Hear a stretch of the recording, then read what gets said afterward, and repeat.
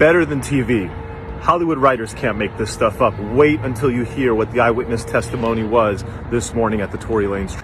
They asked Mr. Kelly, do you know why you're here? He said, absolutely. The defense attorney put up a picture of the back of his home. You could see a driveway. They had him draw a square where the SUV was parked. It was right on the curb of the back of his house, 10, 15 feet.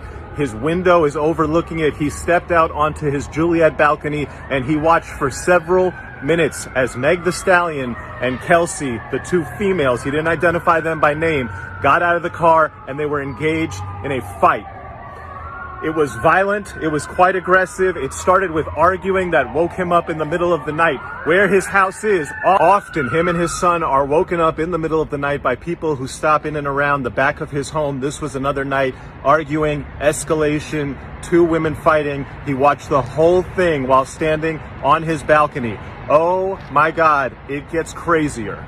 As he looked down on a fight that he described as quite violent, he then saw the larger gentleman, this is presumably the security guard Quan, come and violently try to separate them. Eventually, all four were involved in what he called an aggressive, everyone fighting, essentially just a melee, a free-for-all between four people in the middle of the night, right outside of his back window. He said at one point he saw one woman go back towards into the car. At that point, he saw a muzzle flash. Then he said there was a man, and after the first few shots from the woman came off, he saw the man getting involved with the woman and more shots went off. On cross-examination, the prosecutor asked him, did you see the man shoot? He said, yes, I saw the shorter man with a gun shooting violently in the air at least 5 times.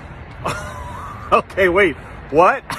That's not what you just testified. Then the defense attorney went back and asked him, I thought you said you saw the woman and then you saw the man shoot. And he's like, yeah, you have to understand, it was just a crazy free-for-all and it all happened very quickly. And then he said the most shocking thing that has come out in this case, which is that after the shots went off, one woman crawled further away, that the 3 people then went over there and beat her violently while she was on the ground. They picked her up. They looked like they were going to drag her and throw her into the river. Instead, they dragged her across the street, put her in the car, and drove off.